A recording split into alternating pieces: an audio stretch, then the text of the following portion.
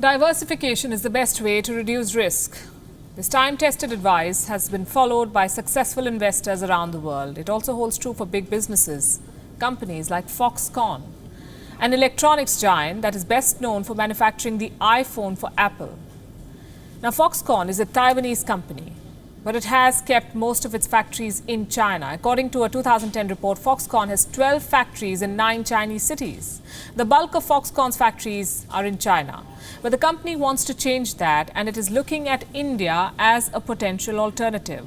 Foxconn's chairman, Liu Yongwei, was speaking at the company's annual general meeting. There he described India as a quote-unquote bright spot for development.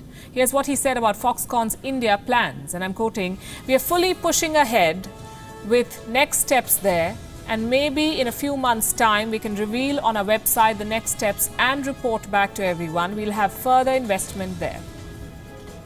This is a green light from Foxconn. It wants to invest in India and scale up its operations in India. But why does Foxconn want to diversify? This is a company with deep inroads in China. What risk is Foxconn trying to mitigate by expanding its operations in India? Well, the fact is that these are uncertain times.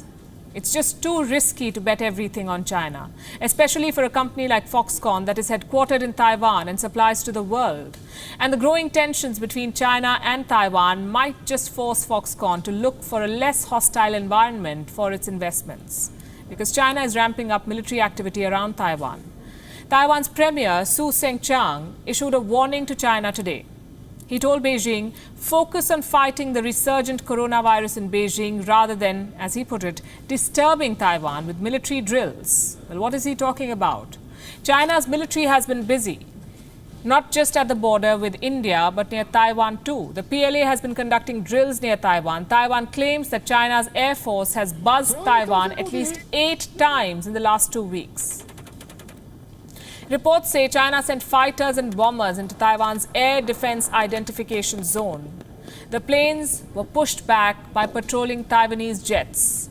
Clearly, China is trying to impose its territorial claims by using its military. Taiwan is responding in kind. Amid the growing military threat, Taiwan is prioritizing the development of its defense industry.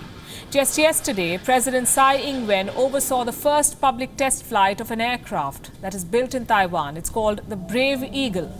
It's an advanced jet trainer built at a cost of a little more than $2 billion. The timing of this test is significant. China is stepping up its military presence near Taiwan. Taiwan is responding by building more weapons. Beyond the Brave Eagle, Taiwan is also developing submarines. Its military has been asked to remain vigilant.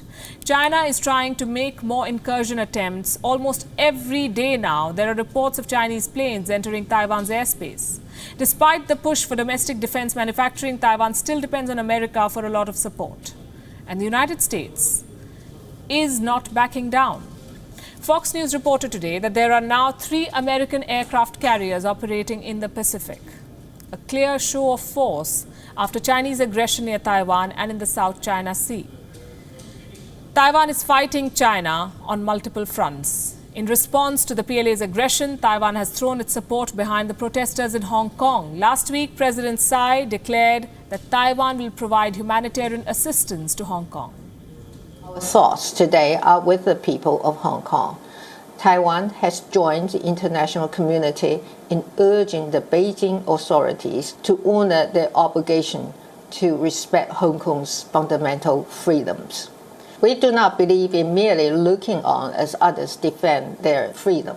As the situation in Hong Kong continues to deteriorate just weeks before the 23rd anniversary of the handover, Taiwan will continue to provide necessary humanitarian assistance to the people of Hong Kong.